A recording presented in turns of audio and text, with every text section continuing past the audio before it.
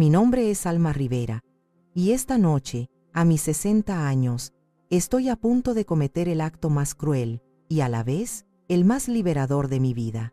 El aire en nuestra casa de la Ciudad de México, el hogar que construí con Ricardo durante 38 años, está espeso con el aroma del pavo horneado, los tamales oaxaqueños que preparé durante 2 días, y el ponche de frutas que burbujea suavemente en la estufa. Las luces del árbol de Navidad parpadean, arrojando destellos de colores sobre las caras de mis hijos, mis nueras, mi yerno y mis 5 nietos. Todo parece una postal perfecta, una estampa de la felicidad familiar que cualquier madre desearía. Pero es una mentira, una hermosa y podrida mentira, y yo he sido su principal jardinera durante demasiado tiempo. Llevo un vestido de lana color vino, sencillo pero elegante. Mis manos, manchadas por años de amasar pan y curar heridas, tiemblan ligeramente bajo la mesa, ocultas en mi regazo. Nadie lo nota. Hace mucho que dejaron de notarme de verdad. Para ellos, soy un mueble más de la casa, útil, predecible y completamente invisible. Un elemento del paisaje de sus vidas que solo adquiere relevancia cuando necesitan algo de él. Mateo, mi primogénito, el abogado de 40 años con ojos que calculan en lugar de sentir, se sienta en la cabecera de la mesa, el lugar que pertenecía a su padre. Ha ocupado ese espacio físico desde la muerte de Ricardo, pero nunca ha podido llenar su presencia. Su esposa Elena, una mujer cuya sonrisa nunca llega a sus ojos fríos, pica su comida con desdén, probablemente contando las calorías y juzgando mi sazón en silencio. Su mirada recorre la platería, los cuadros, como si estuviera tasando la herencia en tiempo real.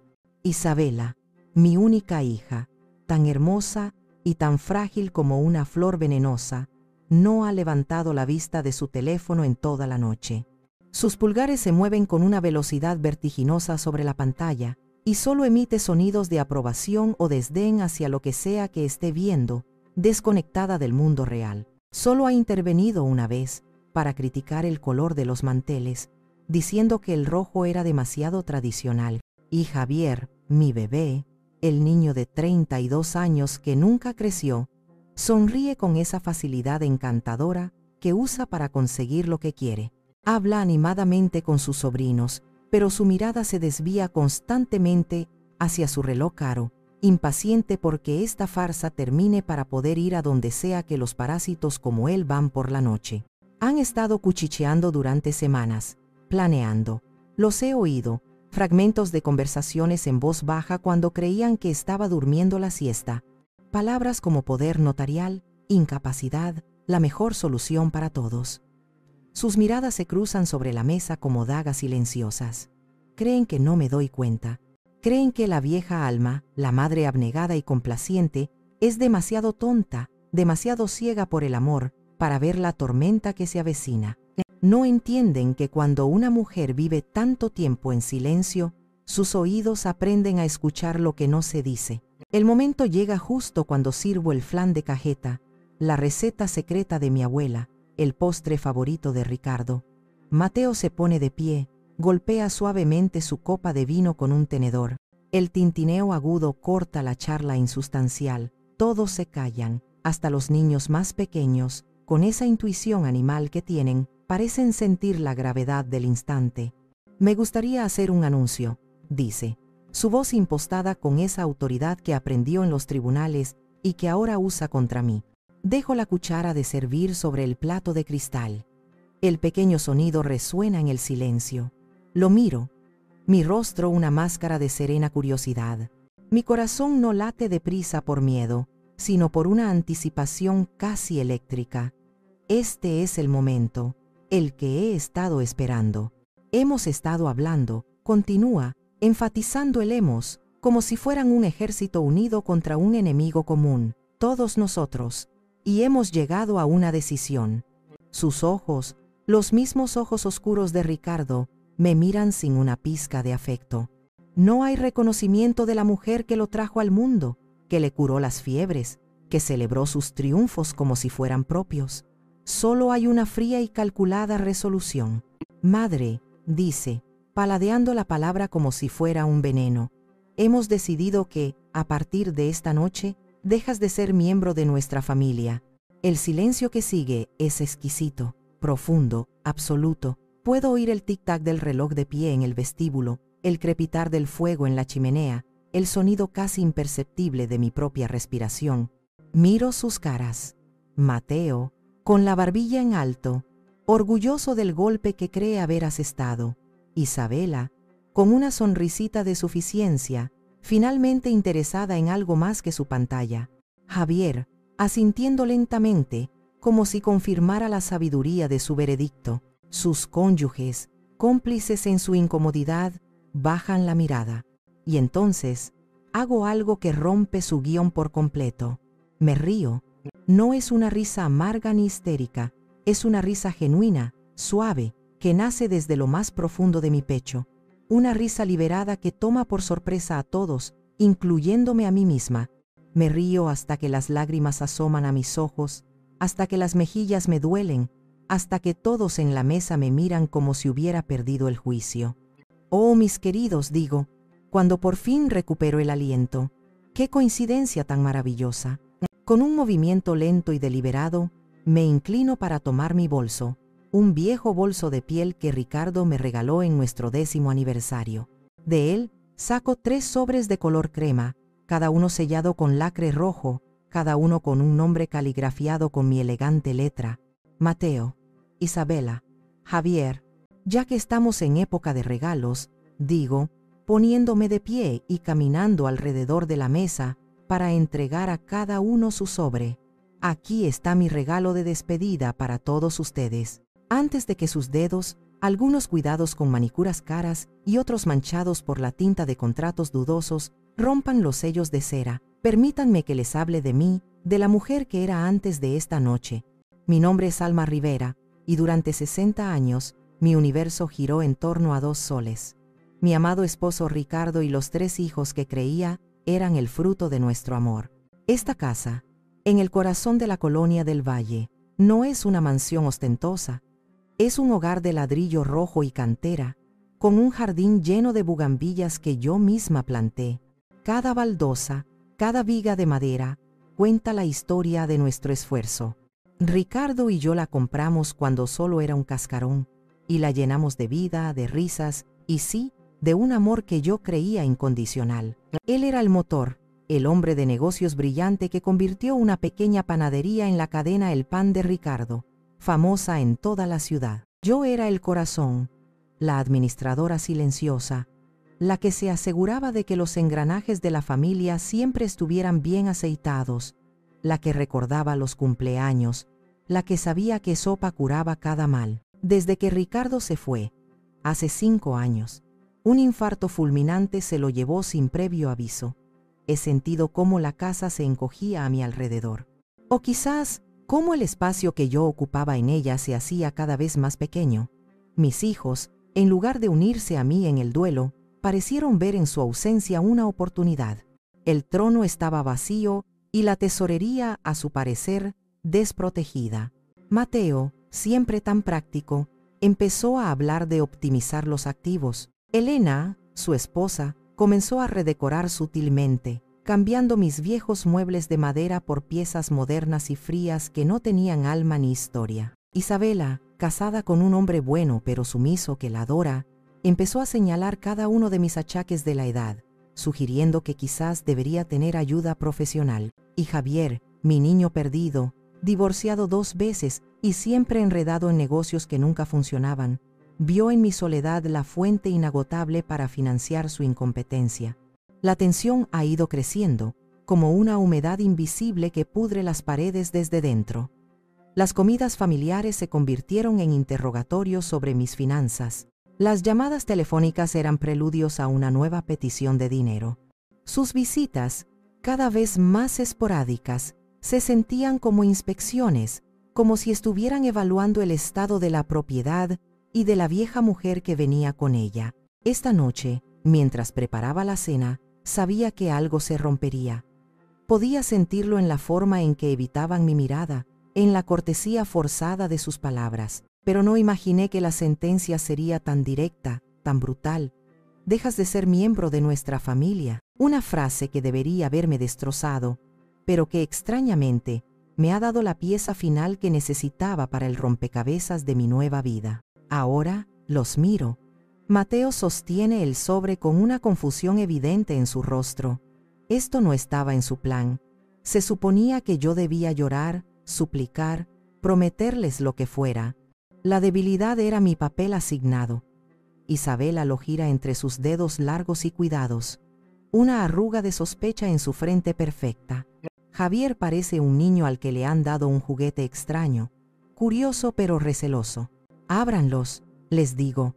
Mi voz tan calmada como la superficie de un lago antes de la tormenta. Todos ustedes, al mismo tiempo. Y en el sonido del papel rasgado, en ese crujido que llena el comedor, sé que la vieja Alma, la matriarca silenciosa, ha muerto. Y la mujer que nacerá de sus cenizas no pedirá permiso para existir. Lo exigirá. El sabor del flan de cajeta en mi boca me transporta 35 años atrás. Ricardo y yo, jóvenes, llenos de deudas y de sueños, estábamos en la cocina trasera de nuestra primera panadería, un local minúsculo en la colonia Narvarte. El aire olía a levadura, a azúcar quemada y a la pintura barata con la que habíamos blanqueado las paredes nosotros mismos.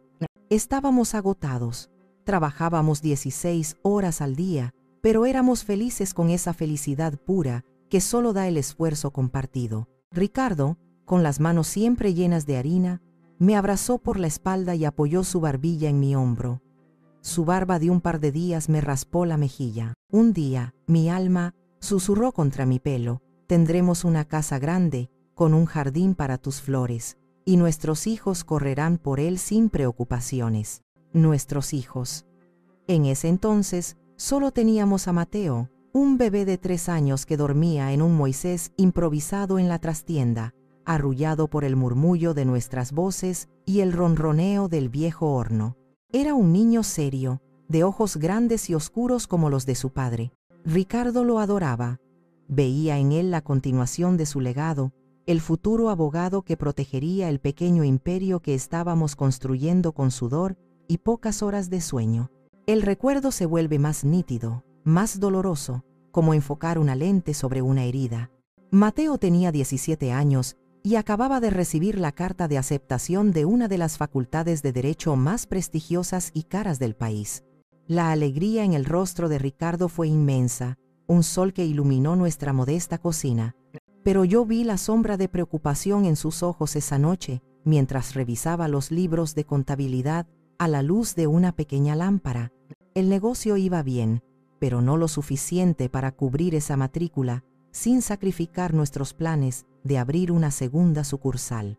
Unos días después, sin decirle nada a Ricardo, tomé una pequeña caja de terciopelo azul que guardaba en el fondo de mi armario. Dentro, sobre un lecho de seda descolorida, descansaba el collar de perlas de mi abuela. Era mi única herencia valiosa, el único vínculo tangible con la mujer que me había criado.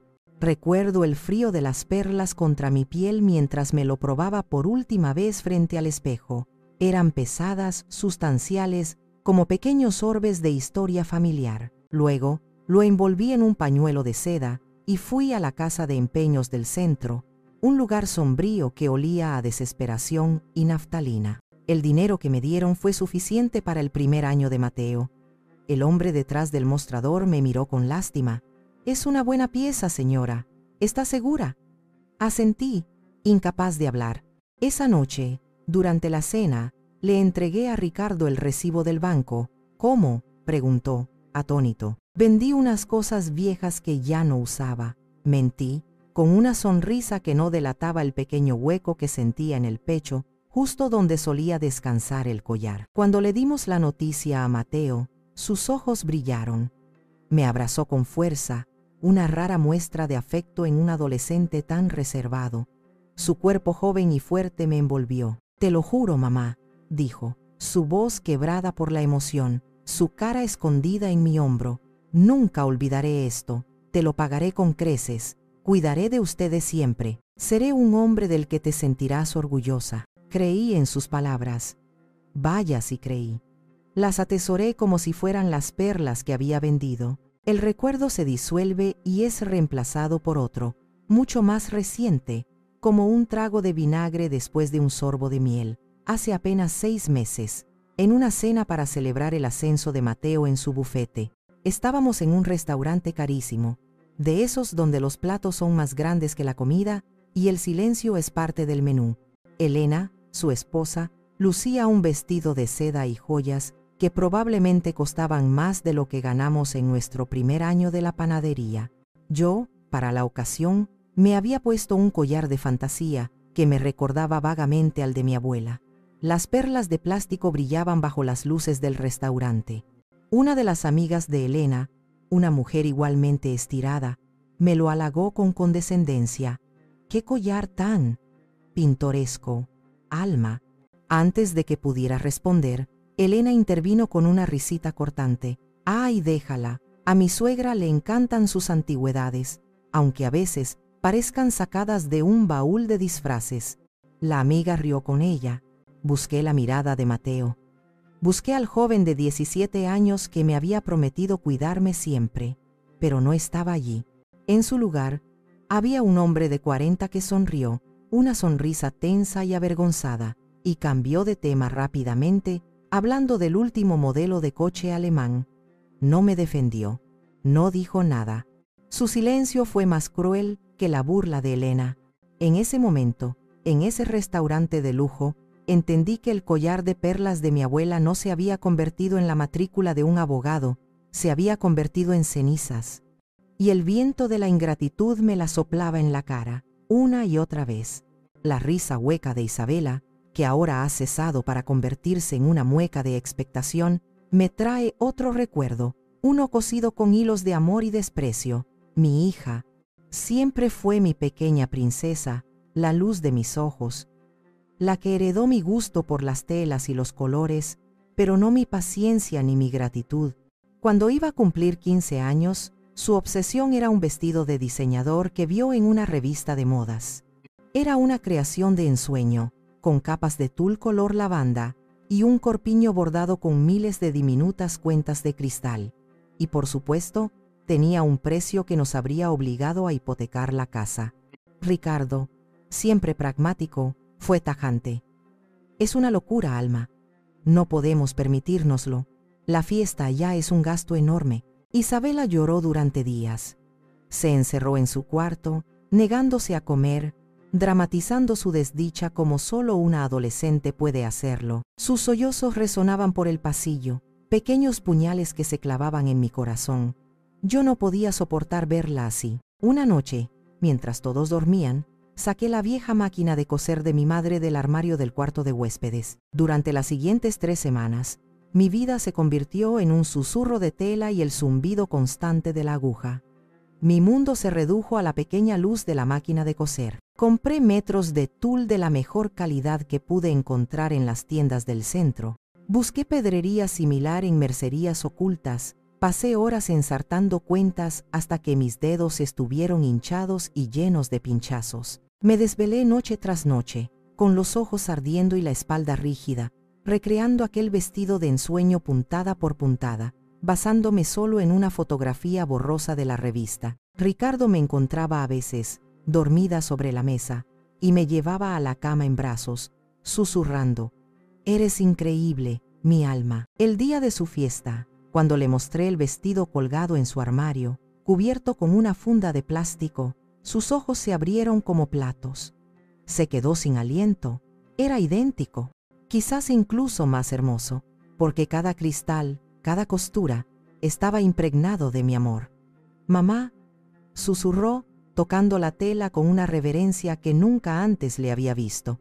«Es perfecto». Esa noche, mientras bailaba el vals con su padre, radiante y feliz, sentí que todo el esfuerzo había valido la pena. Mi hija era la más bella, y una parte de ese brillo era mío, tejido en la tela de su vestido. Hace un año, encontré a Isabela en mi armario, revisando mi ropa con una mueca de asco. «Mamá, ¿en serio tienes que deshacerte de todo esto?», dijo, sosteniendo una blusa que yo misma había bordado con pequeñas flores. «¿Por qué insistes en usar esta ropa hecha en casa? Es tan...». anticuada. Deberías comprar algo de marca, algo que te haga ver más digna de tu edad. La palabra digna se me clavó en el pecho. El mismo amor que había cosido su felicidad de quinceañera, ahora era motivo de vergüenza. Le expliqué, con la voz temblorosa, que disfrutaba cosiendo, que era mi pasatiempo, mi forma de relajarme. Ella solo rodó los ojos. Es un pasatiempo de abuelita, te hace ver vieja y pobre. Se fue de mi cuarto, dejándome con la blusa bordada en las manos, sintiéndome exactamente así, vieja y pobre. Y luego está Javier, mi niño de oro, el que llegó tarde a nuestras vidas y al que, lo admito, malcriamos sin medida. Ricardo siempre decía que Javier tenía un espíritu emprendedor. Yo ahora sé que eso era solo un eufemismo para incapaz de mantener un trabajo. Sus proyectos eran un pozo sin fondo para mis ahorros, un restaurante que quebró en 6 meses, una aplicación móvil que nunca se lanzó, la importación de productos innovadores que resultaron ser basura china. Cada fracaso venía acompañado de la misma llamada: «Mamá, necesito un préstamo. Solo hasta que me recupere, te juro que esta vez es diferente». Y yo, como una tonta, siempre se lo daba. No era un préstamo, era un tributo. El impuesto que pagaba por su afecto intermitente, por las visitas que solo ocurrían cuando su cuenta bancaria estaba en ceros. Mi amor por ellos, lo veo ahora, no era un puente, era una alfombra que extendí para que caminaran sobre ella, para que la pisotearan con sus zapatos sucios de egoísmo, arrogancia e indiferencia, sin siquiera darse cuenta de la mujer que yacía debajo, sosteniéndolos. Estás criando cuervos, hermana, y te sacarán los ojos. La voz de mi hermana mayor, Pilar, resuena en mi mente con la claridad de una profecía cumplida. Estábamos sentadas en la cocina de mi casa hace unos 2 años, tomando un café de olla que acababa de preparar. Pilar, viuda como yo pero hecha de un material mucho más duro, nunca se anduvo con rodeos. Ella veía a mis hijos con una claridad que mi amor maternal me negaba sistemáticamente. Ese día, Javier acababa de irse después de conseguir otros 50,000 pesos para su nuevo negocio de paneles solares. Se había despedido de mí con un beso sonoro en la mejilla y un «eres la mejor madre del mundo». Pilar lo había observado desde la puerta, con sus brazos cruzados y una mirada que podría cortar el acero. «¿Hasta cuándo, Alma?», me preguntó en cuanto la puerta se cerró. Su voz no era acusadora, sino genuinamente preocupada. «¿Hasta cuándo vas a seguir financiando los caprichos de ese vago?». Me sentí atacada, y mi primer instinto fue defenderlo. Me levanté para servir más café, dándole la espalda. «No es un vago, Pilar, solo ha tenido mala suerte. Tiene grandes ideas, como su padre». Pilar soltó una carcajada seca, sin humor. «Por favor, no insultes la memoria de Ricardo. Ricardo era un trabajador incansable. Se levantaba a las 4 de la mañana para hornear el pan. Javier es un parásito encantador, que es el peor tipo de parásito.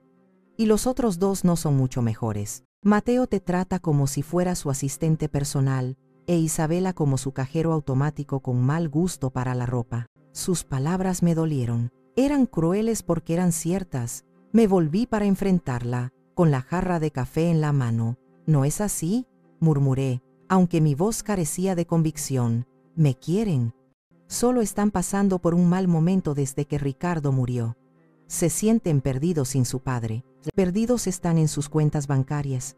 Eso es todo», sentenció Pilar, dando un sorbo a su café. Se inclinó sobre la mesa, su mirada clavada en la mía. «Abre los ojos, Alma. Te estás quedando sola. ¿Cuándo fue la última vez que Mateo te llamó solo para saber cómo estabas? ¿O que Isabela te invitó a su casa sin que fuera una obligación? Usan esta casa como hotel y restaurante de lujo. No eres su madre, eres su proveedora. Y cuando el pozo se seque, o cuando decidan que estorbas, te darán una patada. Recuérdalo». Me enfadé porque en el fondo sabía que tenía razón y no quería admitirlo. «Eres una amargada», le espeté, mi propia voz sorprendiéndome por su dureza. «Siempre has sido una envidiosa. No entiendes la complejidad de mi familia». Pilar no se inmutó. Se levantó, dejó su taza en el fregadero y caminó hacia mí. Puso sus manos sobre mis hombros. «Te quiero, hermanita. Y precisamente porque te quiero, te digo la verdad. No soy envidiosa. Estoy asustada.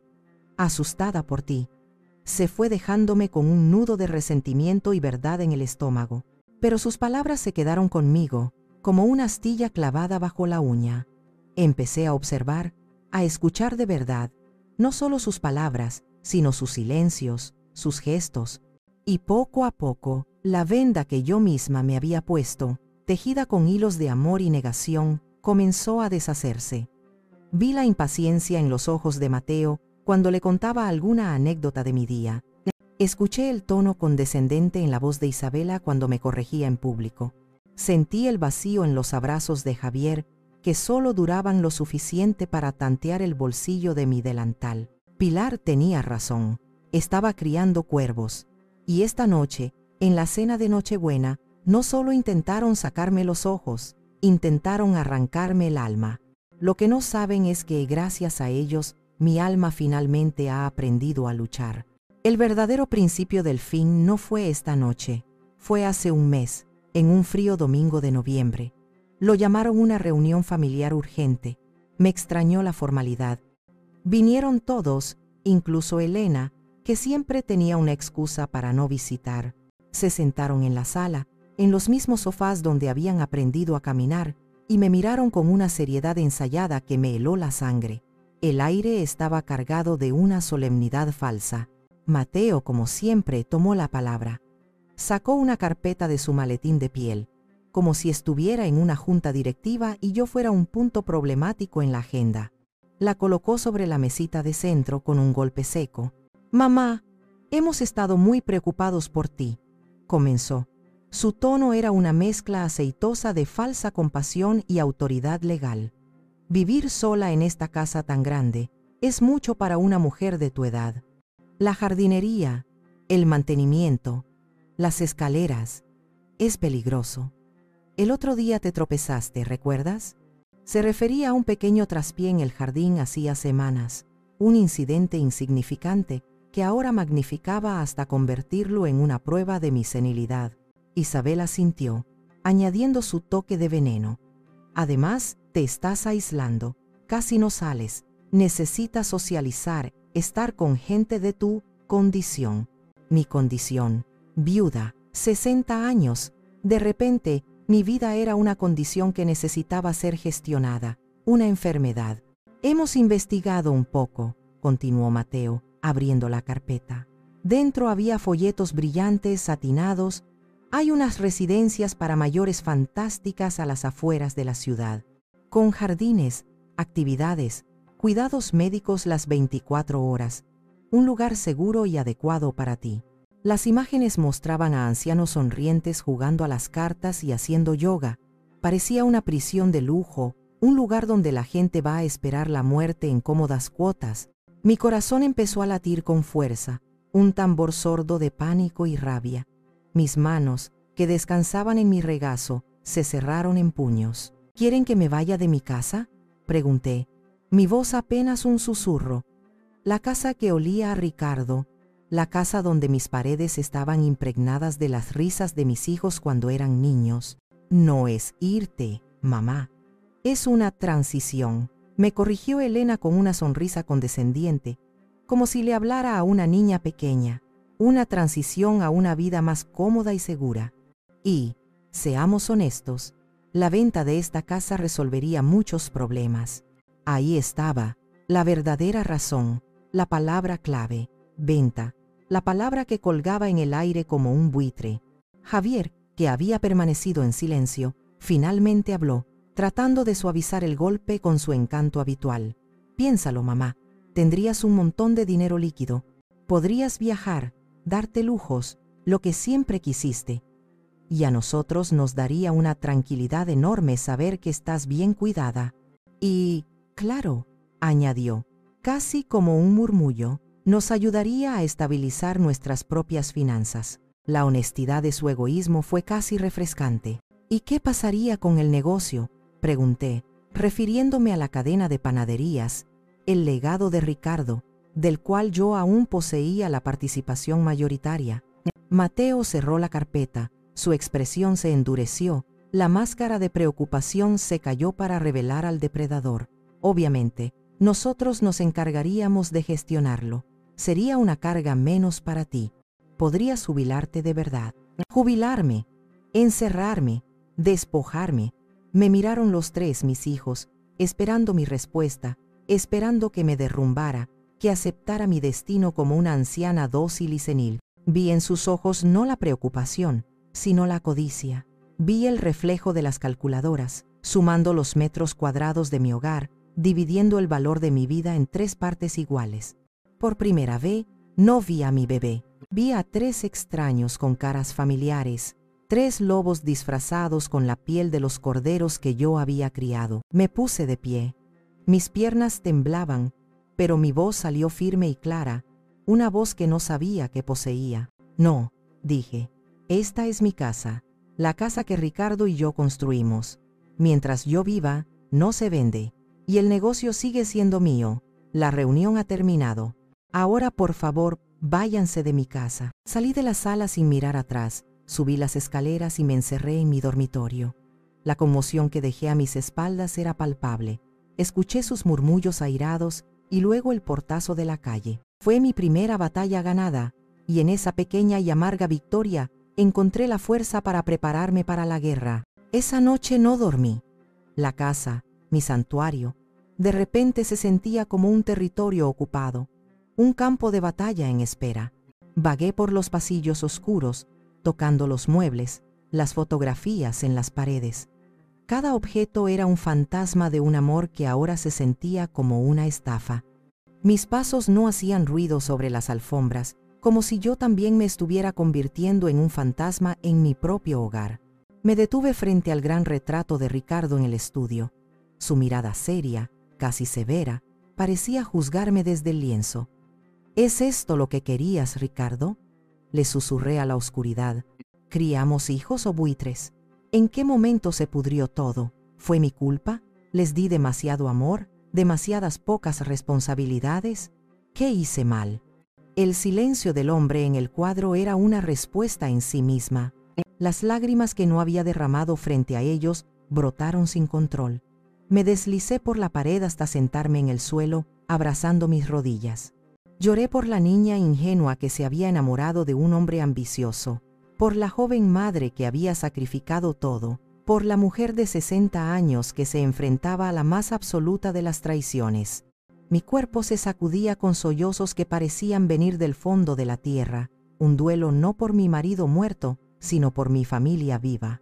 Y entonces, en medio de la desesperación, algo cambió. La tristeza se agotó y en su lugar quedó un vacío. Y en ese vacío, una chispa de rabia comenzó a arder.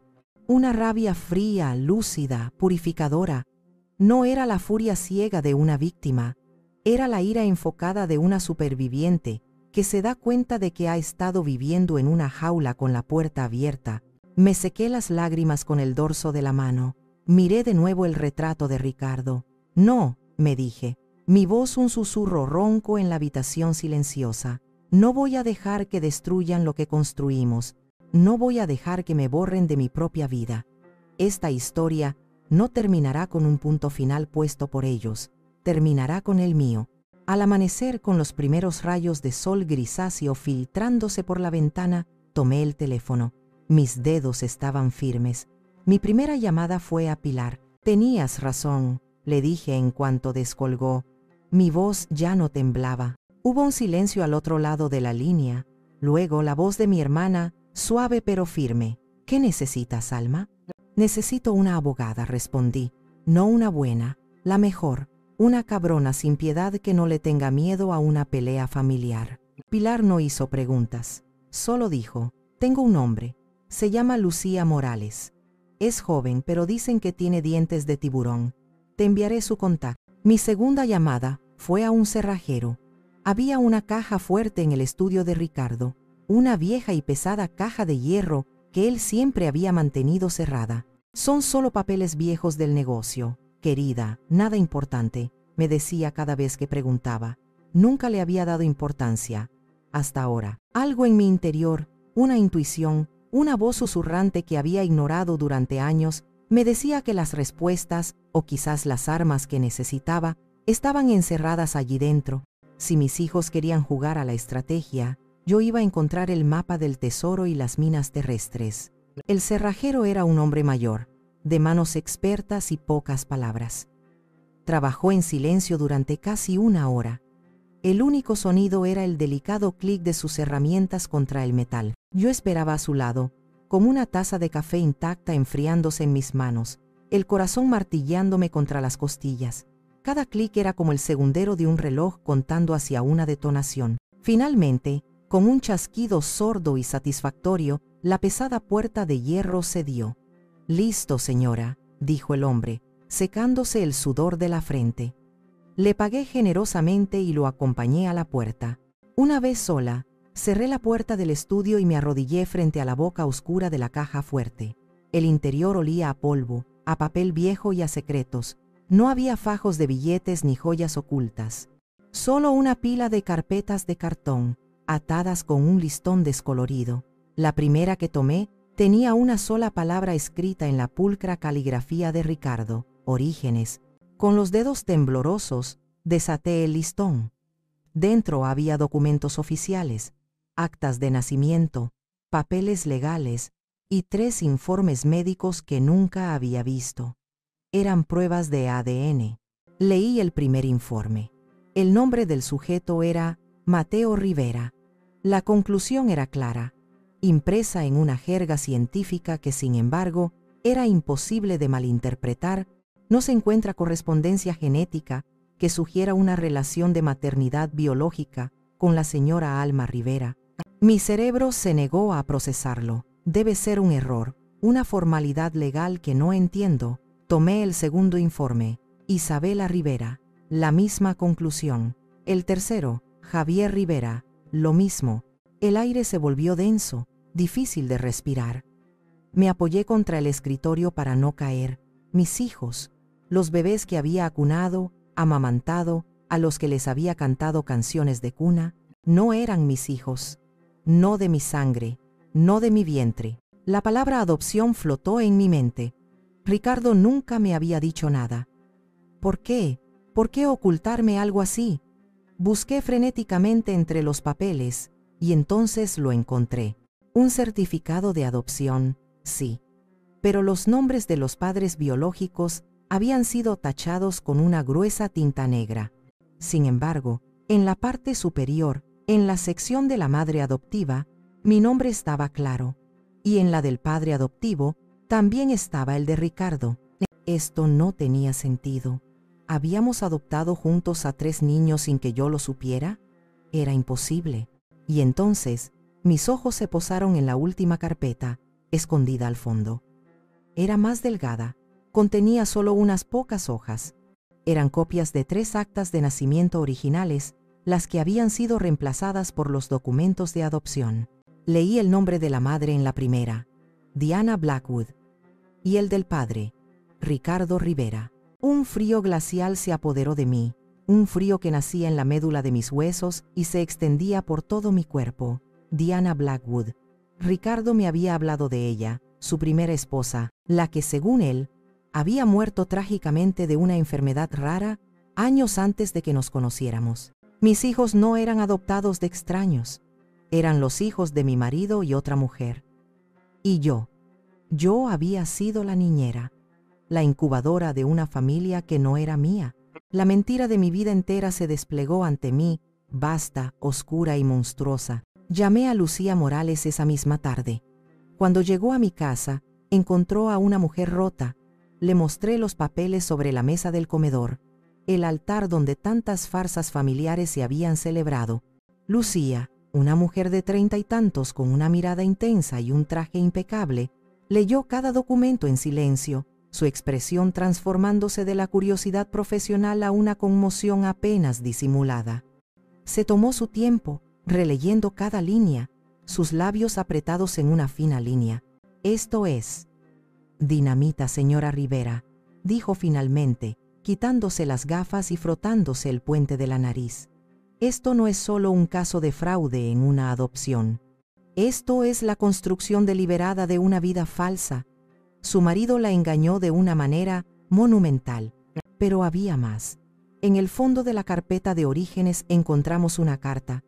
Estaba en un sobre amarillento, dirigida a su antiguo abogado, y nunca había sido enviada. Era el borrador de un testamento, o más bien una confesión, escrita por Ricardo poco después de nuestro matrimonio. En él explicaba sus acciones, no con remordimiento, sino con una escalofriante arrogancia. Diana era débil, escribía Ricardo, y su familia, los Blackwood, lo eran aún más. No habrían sabido criar a mis hijos con la fortaleza necesaria para triunfar en este mundo. Su amor era blando, indulgente.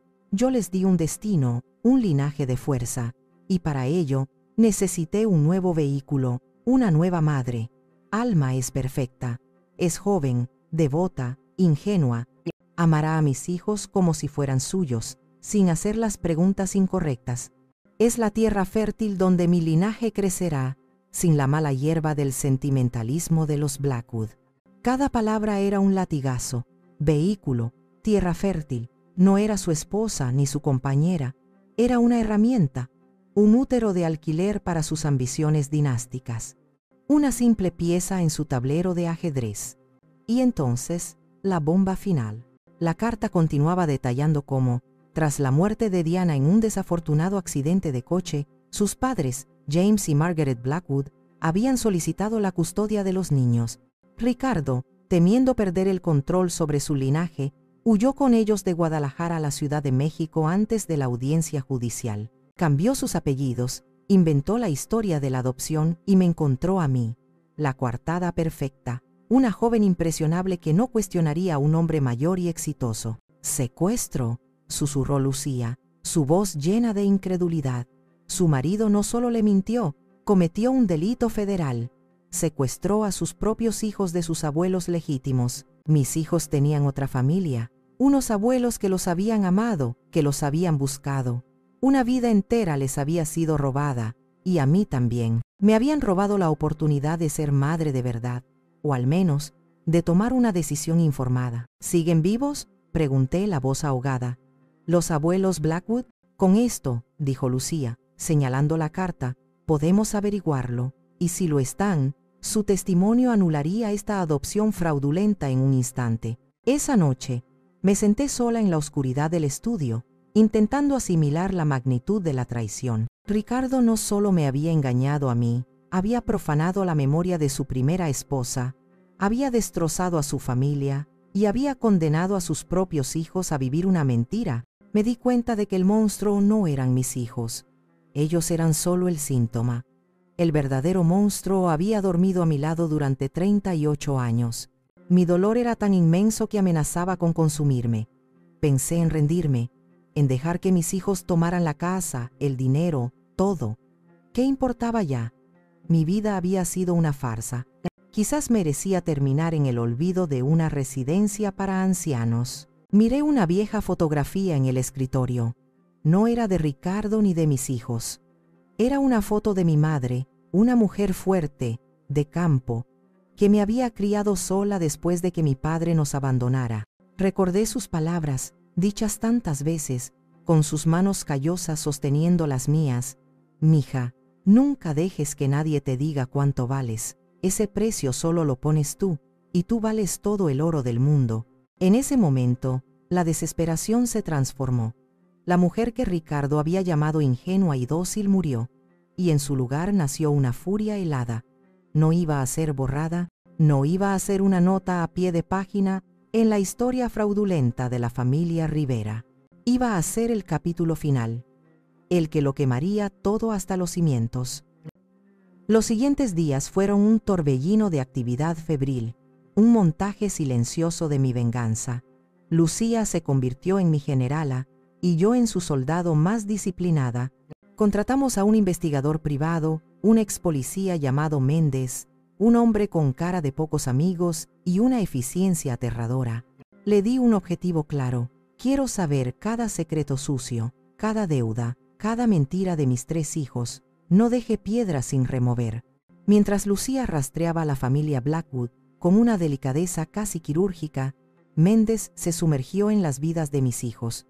Los informes que llegaban a mi casa cada tarde en sobres Manila eran más sórdidos de lo que jamás hubiera imaginado. Mateo no solo era arrogante, estaba ahogado en deudas de juego. Méndez encontró registros de casinos clandestinos en el Estado de México, de prestamistas con conexiones peligrosas. Había estado desviando fondos de las cuentas de sus clientes para cubrir sus pérdidas, jugando con la libertad y el dinero de otros. El informe incluía fotografías de él, saliendo de un garito a las 4 de la mañana, con el rostro desencajado por la derrota. Isabela, mi princesa, tenía un secreto sucio. Había estado desfalcando sistemáticamente pequeñas cantidades de dinero de la empresa familiar durante años, falsificando mi firma en cheques y facturas para financiar sus viajes de lujo y su adicción a las compras. Méndez encontró un rastro de papel que conducía a una cuenta bancaria secreta a su nombre, llena de microtransacciones que sumaban cientos de miles de pesos. Era una ladrona con guantes de seda. Y Javier, mi niño, el peor de todos. Sus negocios no eran solo fracasos, eran estafas. Méndez habló con varias personas mayores a las que Javier había convencido de invertir en esquemas piramidales, prometiendo rendimientos que sabía imposibles, usando el prestigio del apellido Rivera para ganarse su confianza y luego desaparecer con los ahorros de toda su vida. Cada revelación era un nuevo clavo en el ataúd de la mujer que fui. Ya no había dolor, solo una náusea fría y una determinación granítica. Una tarde, Lucía me llamó. «Los encontré», dijo. Su voz contenía una emoción inusual. «James y Margaret Blackwood viven en Portland, Oregón. Están vivos, Alma, y nunca han dejado de buscar a sus nietos». Esa noche, con Lucía a mi lado dándome apoyo moral y legal, hice la llamada. La voz que respondió era la de un hombre anciano, frágil pero digna. «Soy Alma Rivera», dije, y un nudo se formó en mi garganta. Fui la esposa de Ricardo Rivera. Hubo un silencio cargado al otro lado, luego la voz temblorosa de una mujer, Margaret. «¿Los encontraste?», susurró, la esperanza y el dolor de 30 años contenidos en esa sola pregunta. «¿Encontraste a los hijos de nuestra Diana?». Les conté todo, la mentira, el secuestro, la vida que les habían robado. Lloramos juntos a través del teléfono, 3 extraños unidos por una traición de 30 años. Me enviaron por paquetería urgente un paquete lleno de fotografías de una joven sonriente llamada Diana, cartas que le habían escrito a sus nietos perdidos cada año en sus cumpleaños y copias de todos los informes de los investigadores privados que habían contratado a lo largo de las décadas. La evidencia era abrumadora. El amor que contenía también. Con todas las piezas en mi poder, me senté con Lucía para diseñar el golpe final, la cena de Nochebuena. El escenario perfecto para la última función de la familia Rivera. La noche antes de la cena, la magnitud de lo que estaba a punto de hacer me golpeó.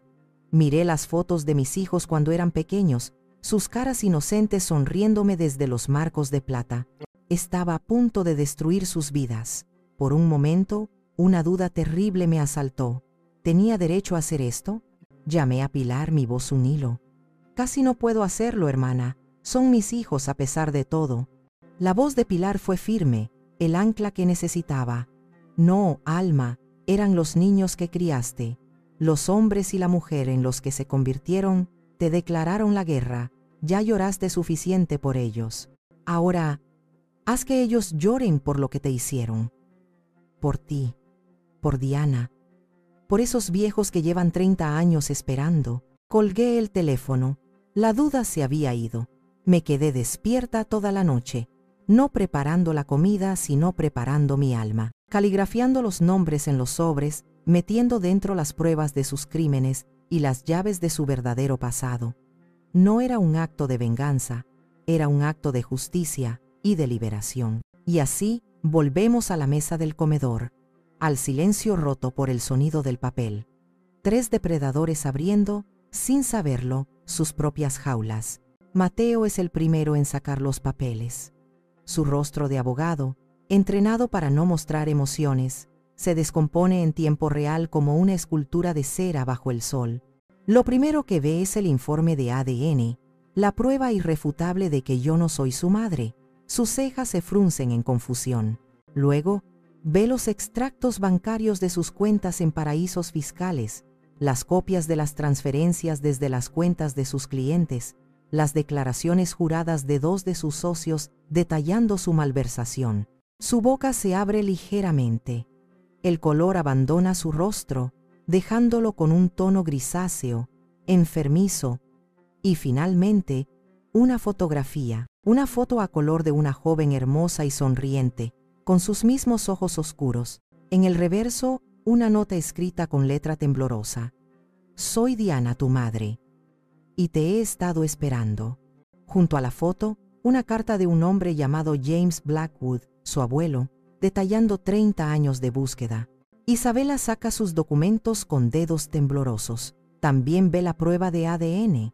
Luego, las copias de los cheques de la empresa que ella falsificó, los registros de sus compras extravagantes, un informe detallado del investigador privado que la siguió en un viaje a París con un hombre que no era su marido, pagado con el dinero que me había robado. El informe incluye fotos nítidas y crueles de ella riendo, besando a ese otro hombre. Suelta un gemido ahogado, un sonido animal de dolor y pánico, y entonces también encuentra la foto de Diana, la mira, luego me mira a mí, y en sus ojos veo por primera vez algo que no es desprecio, es puro terror, el terror de alguien cuyo mundo se acaba de desintegrar. Javier, mi Javier, siempre el más visceral, es el que reacciona con más violencia. Después del informe de ADN, encuentra la transcripción de una llamada telefónica que Méndez había grabado. Una conversación con uno de sus socios estafados. No te preocupes, se oye la voz de Javier en el papel, arrogante y despreocupada. La vieja gallina de los huevos de oro está a punto de cantar. En cuanto la metamos en el asilo, tendré acceso a todo. Es tan tonta, tan desesperada por amor, que firmará lo que sea. Es un cajero automático que funciona con culpa. Javier deja caer los papeles como si quemaran. Levanta la vista, sus ojos inyectados en sangre. Busca una negación en mi rostro, una explicación, pero solo encuentra una calma glacial. Su rostro se contorsiona en una máscara de furia. El primer grito es de Isabela. Es agudo, histérico, un desgarro en la atmósfera festiva. Sus hijos, mis nietos, se sobresaltan y empiezan a llorar, asustados por una reacción que no comprenden. Elena, la esposa de Mateo, le arrebata los papeles a su marido. Sus ojos se mueven frenéticamente sobre las líneas, leyendo sobre la malversación, la deuda. Su rostro palidece, y luego se pone rojo de furia. No se desmaya. En lugar de eso, se vuelve hacia su marido, y le susurra una sola palabra cargada de veneno. Imbécil. El marido de Isabela, el hombre bueno y sumiso, mira las fotos de la infidelidad. No dice nada. Simplemente se levanta, toma a sus hijos de la mano y los saca del comedor, su espalda rígida como una tabla. Javier explota. ¿Qué es esto?, ruge, golpeando la mesa con el puño y haciendo que la vajilla salte y un vaso se rompa. Es una trampa, una mentira. Se levanta, como si fuera a abalanzarse sobre mí. Mateo, el abogado, el calculador, es el único que permanece sentado. Está pálido como un muerto, mirando la foto de Diana, su verdadera madre, como si hubiera visto a un fantasma. Sabe que no es una mentira, sabe que las pruebas son irrefutables, sabe que está acabado. Levanta la mano para detener a Javier. Siéntate, dice. Su voz es un graznido. En medio del caos, de los llantos de los niños que ahora están siendo consolados por sus padres en otra habitación, de los gritos de pánico y acusación, yo permanezco de pie, tranquila, dueña de la destrucción que he desatado. Silencio. Mi voz no es fuerte, pero corta el caos como un cuchillo. Todos se callan, incluso Javier, que se queda a medio camino, su puño aún en el aire. Me miran sus rostros una mezcla de miedo, odio y confusión. Camino lentamente alrededor de la mesa, mi mano rozando el respaldo de cada silla vacía. Me detengo detrás del lugar de Ricardo, mi lugar durante 38 años. Es como si estuviera reclamando mi territorio por última vez antes de reducirlo a cenizas.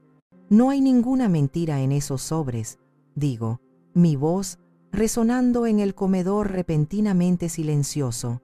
Solo la verdad.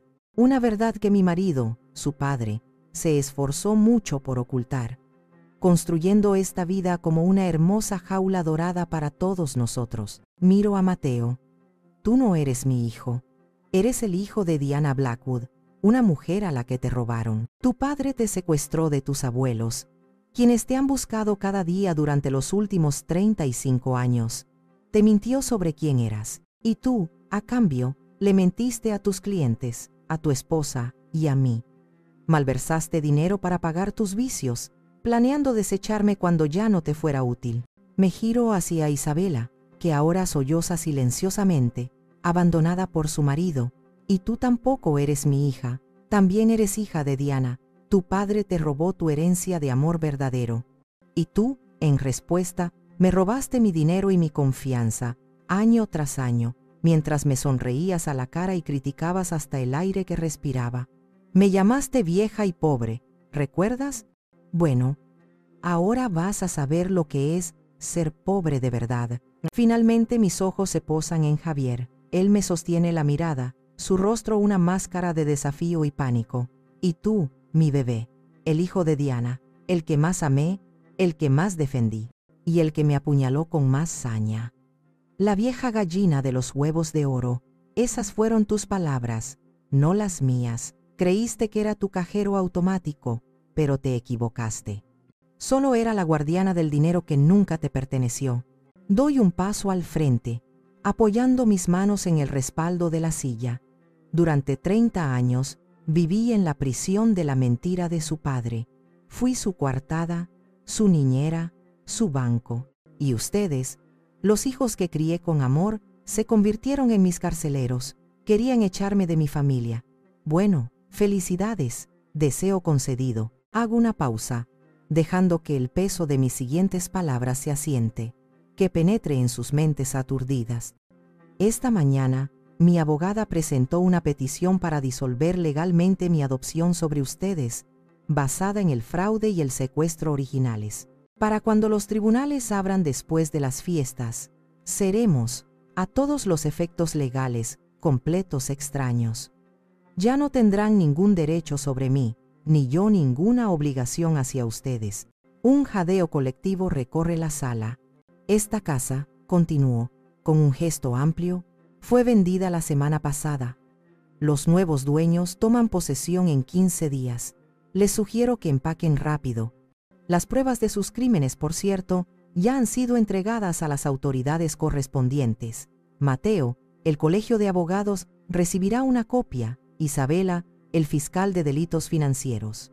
Y Javier, la policía ya tiene una orden de arresto por fraude. Y el negocio, susurra Mateo, su voz apenas audible, la última esperanza de un hombre ahogándose.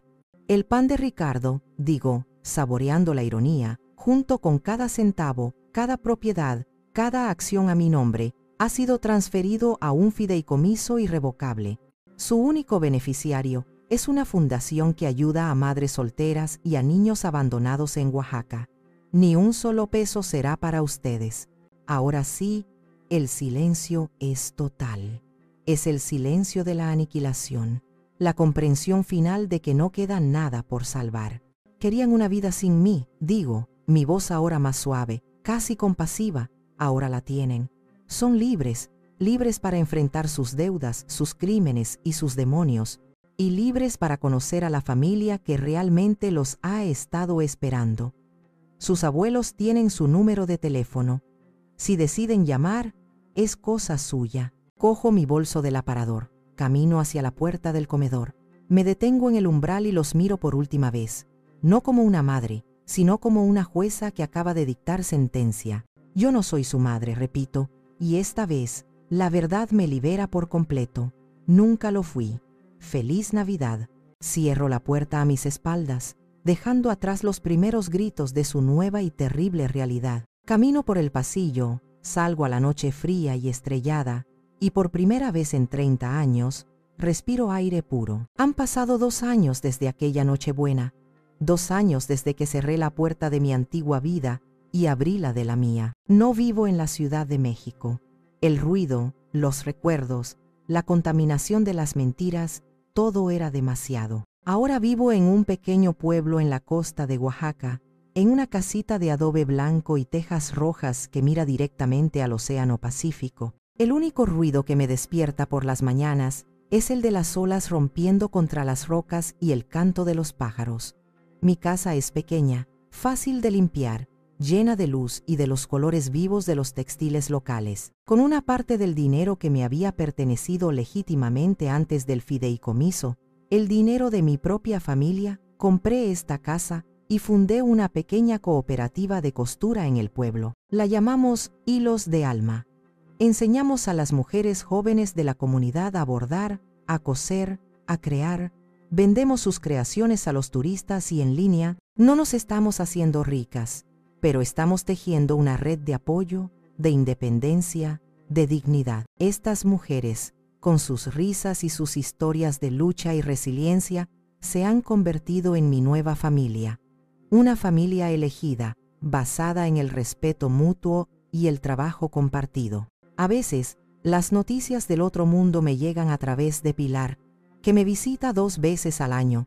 Son como ecos de una pesadilla lejana, noticias que escucho con la distancia de un espectador. Mateo fue inhabilitado por el Colegio de Abogados. El escándalo fue mayúsculo.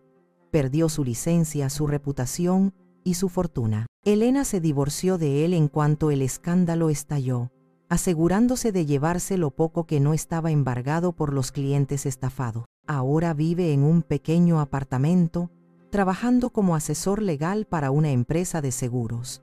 Un fantasma del hombre que fue, pagando una deuda que durará el resto de su vida. Isabela también se divorció. Su marido, un buen hombre al fin y al cabo, no pudo perdonar las infidelidades y el robo. Luchó y obtuvo la custodia total de los niños. Pilar me dijo que Isabela trabaja ahora como gerente en una boutique de ropa. La ironía es casi poética. Paga una pensión y ve a sus hijos los fines de semana bajo supervisión. Ha perdido el lujo, pero lo que es peor, ha perdido el respeto de sus propios hijos. Javier fue el que peor parado salió. Varios de los inversores que estafó, en su mayoría gente jubilada, se unieron y lo denunciaron. Cumplió una condena de 18 meses en prisión por fraude. Salió hace poco, sin un centavo y con un historial que le cierra todas las puertas. Vive de la caridad de amigos lejanos, un recordatorio andante de que el encanto sin sustancia tiene fecha de caducidad. No siento alegría por sus desgracias, tampoco siento pena, siento nada. Son como personajes de un libro que leí hace mucho tiempo. Sus vidas ya no me conciernen. He arrancado esas páginas de mi historia. La única noticia que removió algo en mi interior llegó hace unos meses. Pilar me contó que había recibido una carta de los Blackwood. Al parecer, 1 año después de la debacle, Mateo, desde el fondo de su ruina personal y profesional, finalmente los contactó, no para pedir dinero, sino para pedir perdón y para preguntar por Diana. Según los Blackwood, la relación es tentativa, frágil, está llena de 30 años de dolor y preguntas sin respuesta. No es un final de cuento de hadas, es un comienzo difícil, penitente. Quizás, solo quizás, en la destrucción total de su vida falsa, Mateo encontró la primera piedra para construir una verdadera. De Isabela y Javier no han sabido nada, probablemente nunca lo harán. No todos tienen el valor de mirar de frente a los fantasmas que ellos mismos crearon. A veces, cuando camino por la playa al atardecer, pienso en ellos, en los bebés que acuné, no en los adultos que me traicionaron. Y me pregunto si alguna vez entenderán que el regalo más grande que les di no fue el dinero ni las oportunidades, sino la verdad. Una verdad brutal que los obligó, por primera vez, a enfrentarse a sí mismos sin el escudo del apellido Rivera o la red de seguridad del amor incondicional de una madre que en realidad nunca tuvieron. Esta tarde, mientras el sol se derrite en el horizonte, pintando el cielo de naranjas y morados imposibles, estoy sentada en el porche de mi casa. A mi lado, una taza de chocolate caliente oaxaqueño. En mi regazo, un bastidor con un bordado a medio terminar. El aire huele a sal, a tierra mojada y a las flores de mi pequeño jardín. Me siento en paz. Una paz que no sabía que existía. Una paz que no se compra con dinero ni se hereda, sino que se conquista. Durante años, creí que mi propósito en la vida era ser el pilar de la familia Rivera. Creía que el amor significaba sacrificio, que perdonar era mi obligación, que mi felicidad era secundaria al bienestar de mis hijos. Qué equivocada estaba. El amor no es un cheque en blanco. Me doy cuenta ahora de que el amor sin límites, sin respeto, no es amor, es combustible. Y yo, con mi devoción ciega, alimenté el fuego de su egoísmo hasta que se convirtió en un infierno que casi me consume. Quizás la semilla del mal la plantó Ricardo con su mentira original, pero fui yo, con la tierra fértil de mi amor incondicional, la que la regó y la dejó crecer hasta convertirse en monstruos. Esa es una verdad con la que también he tenido que aprender a vivir. Aceptar mi parte de la responsabilidad ha sido el último paso de mi liberación. No me siento sola. Estaba mucho más sola en esa casa grande y fría de la Ciudad de México, rodeada de gente que compartía mi techo pero no mi corazón. Aquí estoy sola, pero no siento soledad. La soledad es estar rodeada de gente que no te ve. La paz es estar contigo misma y sentirte completa. He aprendido a disfrutar de mi propia compañía. He vuelto a pintar, un pasatiempo que abandoné cuando me casé. Mis acuarelas del mar no son obras de arte, pero son mías. He leído cientos de libros, viajando a mundos lejanos sin moverme de mi hamaca. He hecho amigas de verdad, mujeres que me preguntan cómo estoy y esperan a oír la respuesta. A veces, las mujeres de la cooperativa me preguntan por mi pasado, por mi familia. No les cuento los detalles sórdidos, solo les digo, tuve una familia que me enseñó que la sangre no te obliga a nada, y ahora tengo una familia que me ha enseñado que el respeto se gana cada día. No me arrepiento de lo que hice. Lamento que haya sido necesario. Lamento que 3 personas a las que amé con toda mi alma eligieran la codicia sobre la gratitud, pero no me arrepiento de haberme salvado, de haber elegido mi dignidad por encima de su comodidad. El verdadero hogar no está hecho de ladrillos ni de lazos de sangre. Está hecho de verdad, de respeto, de paz interior. Por 30 años, construí un hogar para ellos. Aquella Nochebuena, fría y terrible, empecé a construir un hogar para mi alma. Miro el último rayo de sol desaparecer en el mar. Y por primera vez en mi larga vida, siento que por fin de verdad he llegado a casa.